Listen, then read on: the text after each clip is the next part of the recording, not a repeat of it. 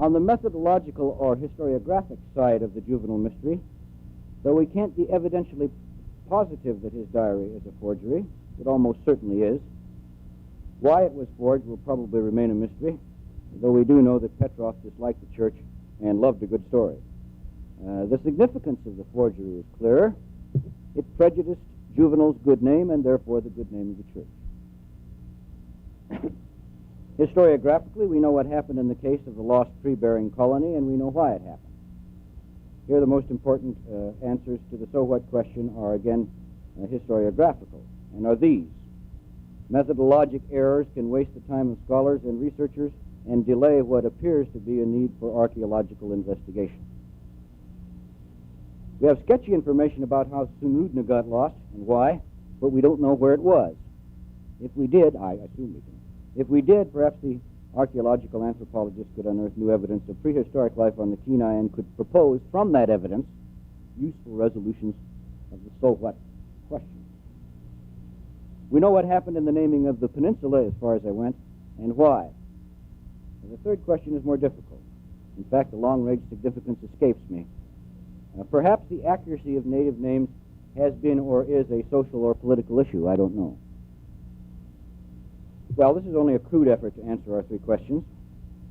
You've noticed that the largest part of each mystery in this sample of historical enigmas is methodological, and maybe the best answers to the so what question are also historiographical. First, scholars, whatever their reputation, make mistakes. Second, documents, evidence, however prestigious the depository in which it resides, may be fake.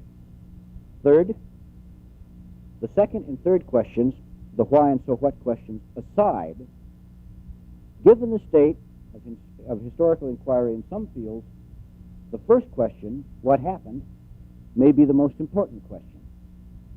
Any reliable contribution to our knowledge of what happened in this region's past is a significant contribution.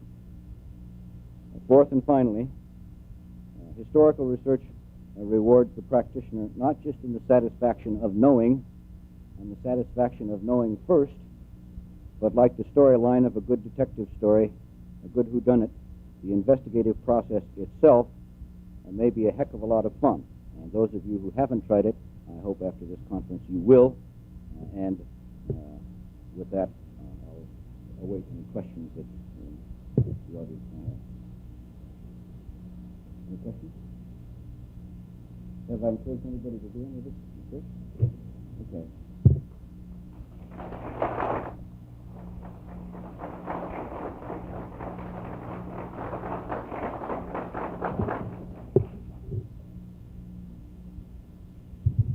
Thank you, Dr. Morgan Sherwood, for that entertainment, as well as historical facts.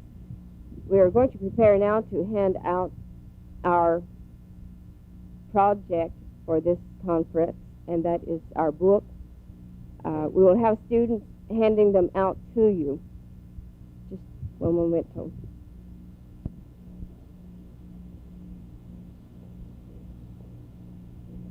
I really don't feel enough can be said of what our students have done in also helping for this conference. They've been most cooperative, as well as the teachers in charge of them, and I'm very proud of that fact. I think this is one of the things that I realized out of working on this conference, are the teachers. I asked them to do something, and they came through, and the students, it's just been glorious. So I know you've seen the Emmy Awards, and the actor will come up, they'll grab the Emmy or the Academy Award, they hold it to their heart, and they say, with tears running down their cheeks, I could not have done this without my mother or my husband or et cetera, et cetera, et cetera. Well, that's exactly the way I feel about this conference, and especially about this book. It could not have been done without the cooperation of Pat O'Connell and his crew in the graphic arts, or Georgia Alexander and her Kenai Clerical Corporation girls. They did an impossible, believe you me. They did stay up.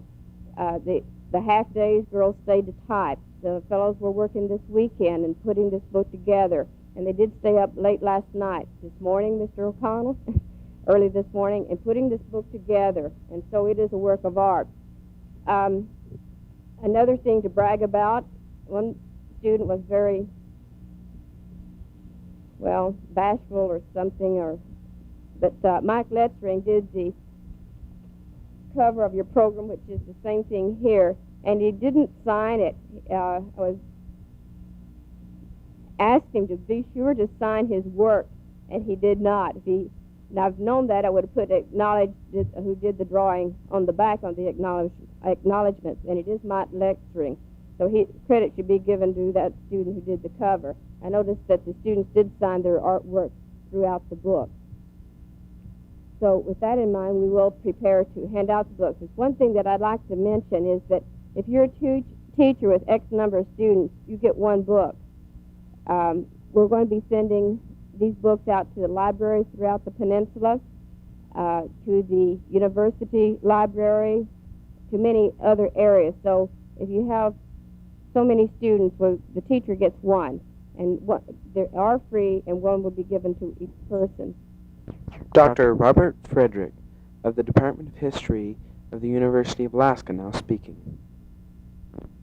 Well, I'm here this morning quite by accident. I really am supposed to have my opportunity tomorrow at lunch to talk about writing Alaska's history, which all of these other people have been doing.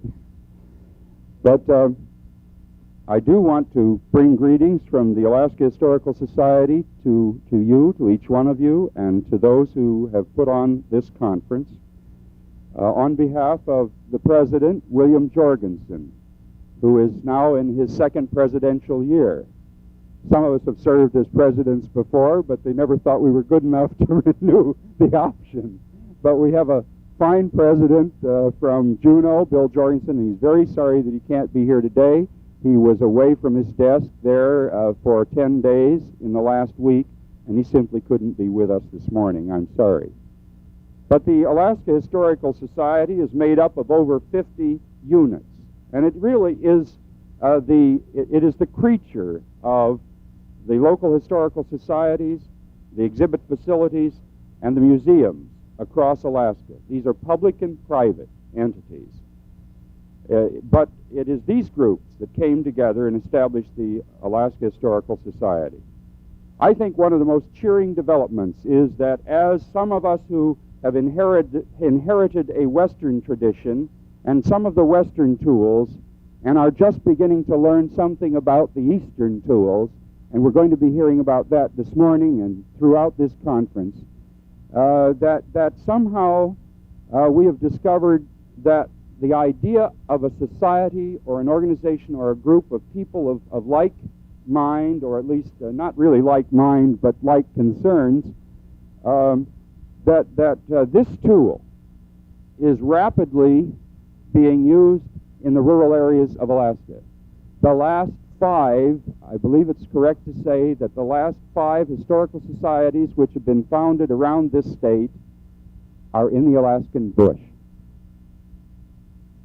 I don't say hurrah for the bright bush to find a new tool because it was someone else's tool, but I do cheer the bush for knowing that it too can serve well. And I was personally touched when a member of our commission, we had our commission meeting in Anchorage this last Friday between the Oral History Workshop and the 8th annual meeting of the State Society, and I was deeply touched that Emily Ivanoff Brown from Unalakleet had spoken with Beatrice Langness, and Emily wanted to go to northern and western Alaska, to the communities, to help them look at the possibility, of this tool and whether it might serve them. We are learning from one another, and it gives us cheer because it brings us together. When you think of the Kenai Peninsula, if you're Bob Frederick, you think of a hallowed place.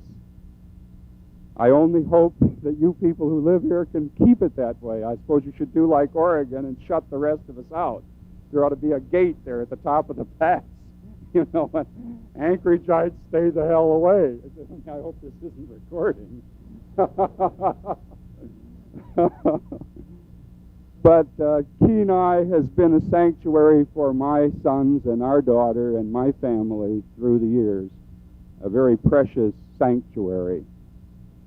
And when you think of its entity and the unity it promises, and that you have, well, just think of, on this peninsula, you have the following historical societies. Well, you have a lot of other groups, too, that we don't think of immediately, of course.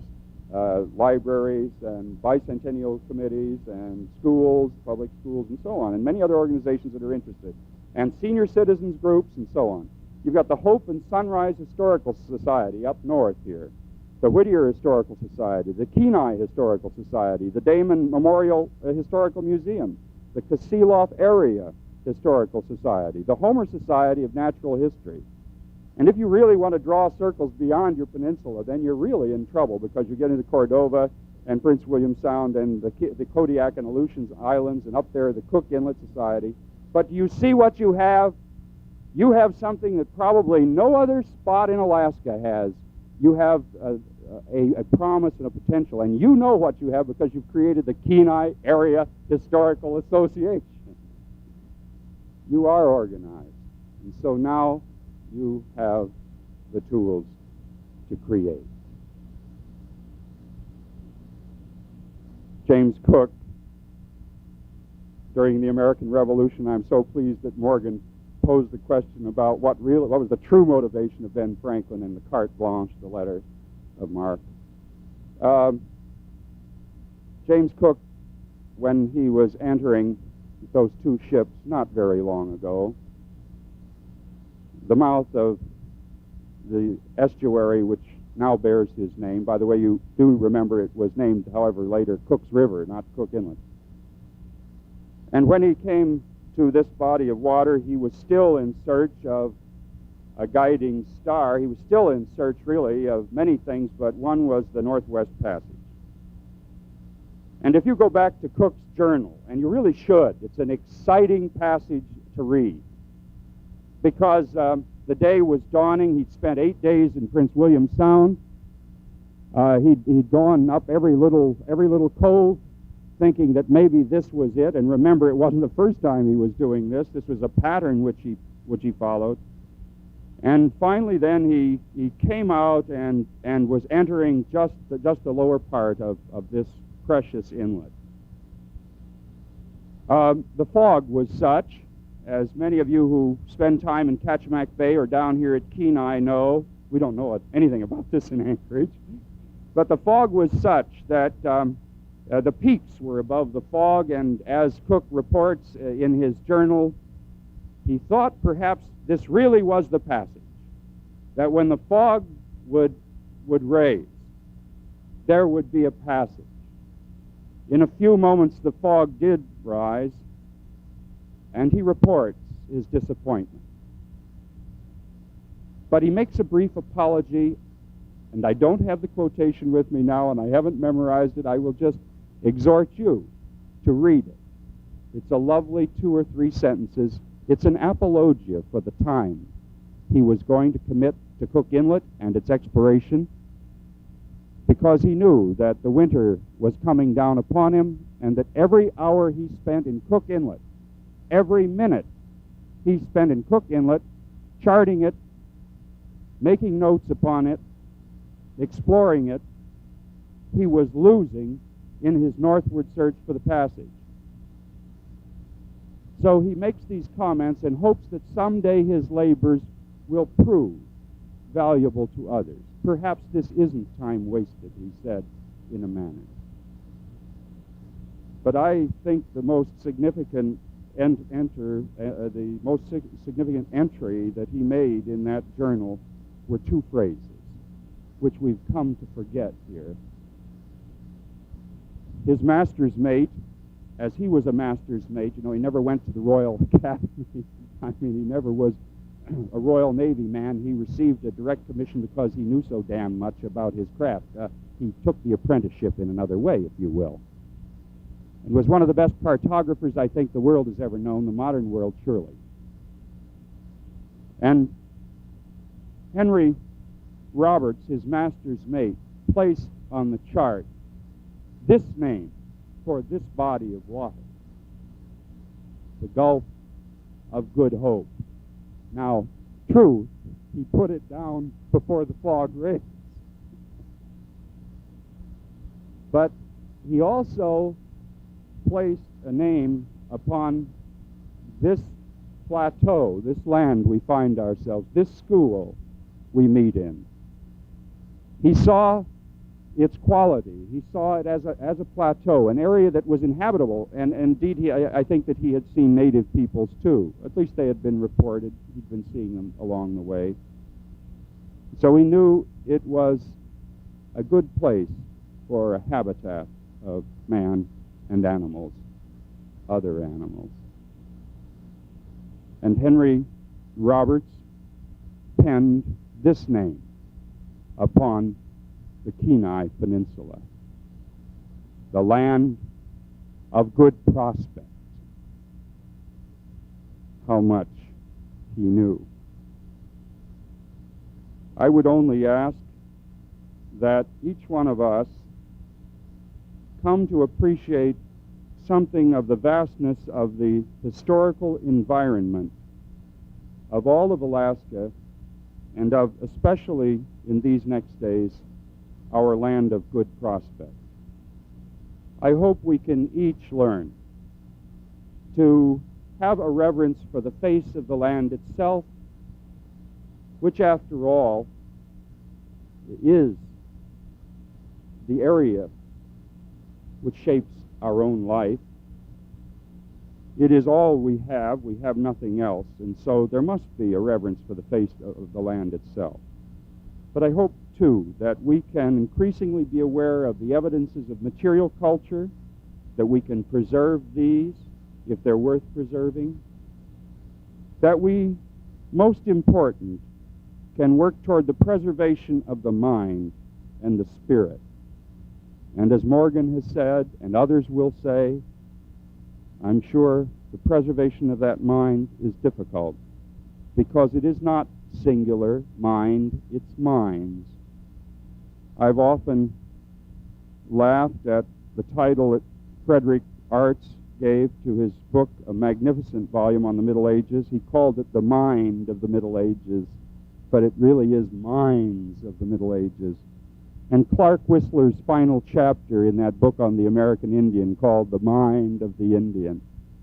I do wish Stuart Udall knew a little bit more about diversity, minds.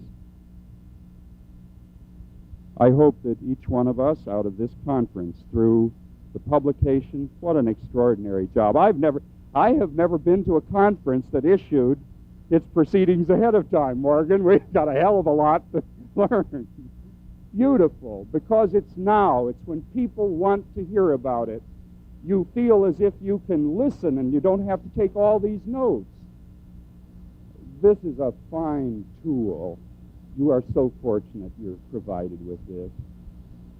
And these young men and women who are making possible the audio and video record, well, it just augurs in magnificent ways toward the accomplishment of your historical environment, its awareness, your contribution to it. We don't know enough about Alaskan history. And I've already taken too much time. My apologies. This is what happens, Madam Program Chairman, when you ask somebody to speak for somebody else. I'd like to close with this thought. I wrote it. It may be one of the few things worthwhile I have written.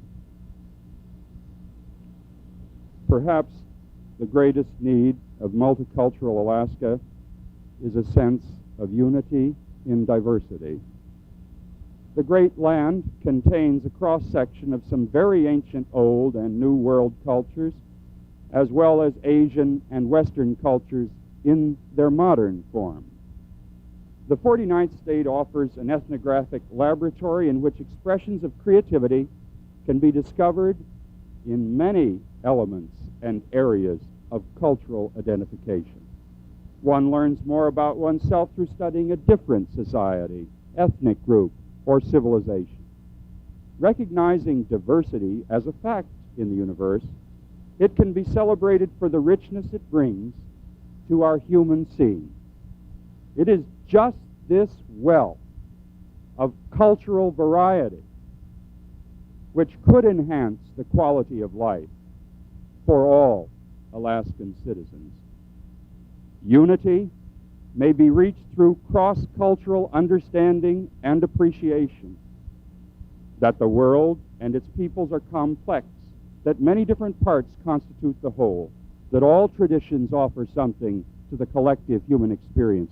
This must be understood.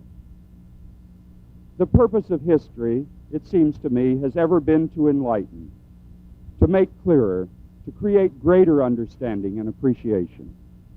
Here, at this most ancient continental corridor, through studying their multicultural heritage, Alaskans may once again discover, this time together, a sense of unity and the best passage to a new world. Thank you. Mary Nyson, a lifetime resident of the Kenai area, and her assistants Tom Stroman and Tom Tolan will now speak.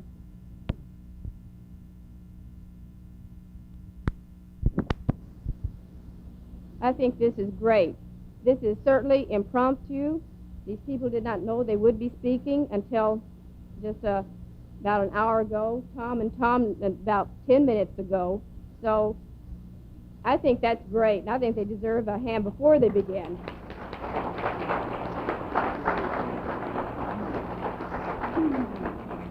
So, anything you have to say, Mary? Well, I just don't know what to say, but I'll try my best. Well, I think I'll tell you that I was born and raised here, and my parents on both sides, they are Alaskans. So I've been here a long time. And anything that I tell you, I didn't get it out of book, because I always asked. When I was growing up, I was all curious about what they used, like knives and weapons and stuff, and how they cooked. And I was with my aunt a great deal, and things that puzzled me about how they cooked, I used to ask her. Well, it sounded, when she told me, it sounded fantastic to me. Their cooking utensils, they were baskets woven out of roots, and they used to heat up rocks red hot. The same thing we use for what you call sauna bath, and we call it nili or banya. They used to heat up these rocks red hot and put it in their big baskets. I think they put their food in there and the rocks. And that would cook the food. That was boiling. And for roasting, I think you all know how they roasted meat and fish over a fire. They had sticks.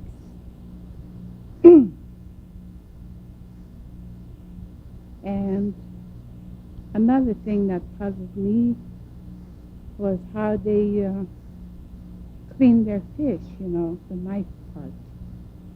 And she told me she didn't know what the metal was, but anyway, they used to get it from the mountains. She said it was a shiny material, and they made knives out of that. And I guess some other places they used real sharp rocks for cutting.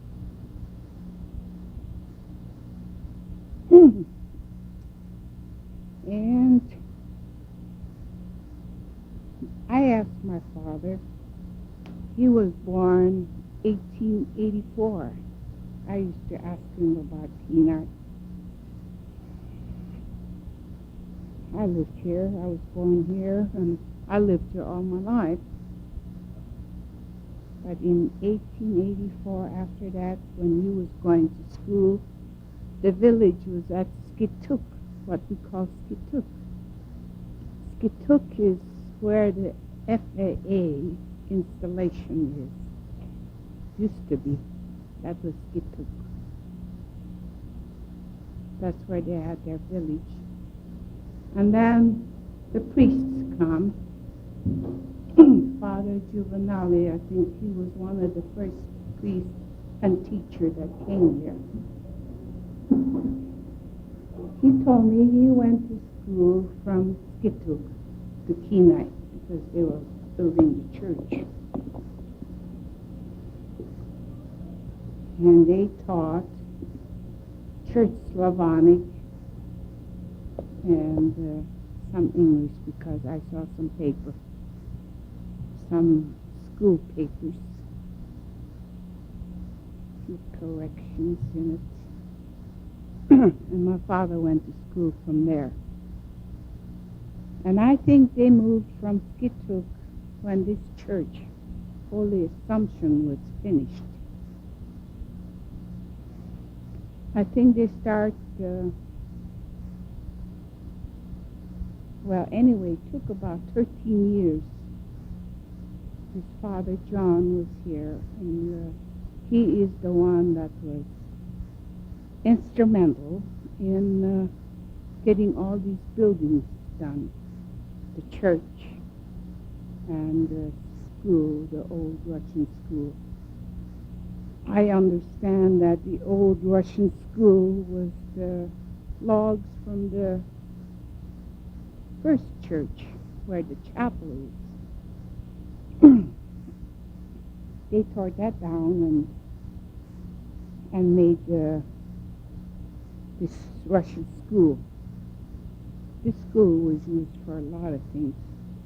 They used it for parties, they used it for dances, and any occasion that came up.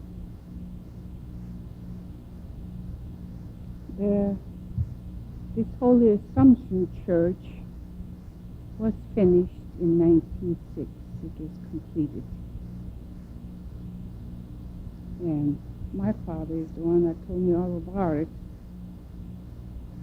He said the chief carpenter was Alexander Darien. To some of you, Darien must be familiar because there's a bunch of them around. He said they got what material he told them to get. And like the picket fence, he said each man could make 25 pickets. That was his donation. And after the church was finished, and they wanted to do something about Iguman Nikolai, that's our first missionary. I think it was in 1848 that they first established this Kenai mission. And he lived here until 1863, I think. Something like that. He died here and they buried him there. Long time ago, church workers, priests, readers, and those people, starters, that they were always buried in the churchyard. So Father Nikolai, he was buried there in the churchyard. And also his reader, he was buried there. But I remember when I was going to school that there was more crosses there. There must have been 7 or 8 crosses. You can't see them now.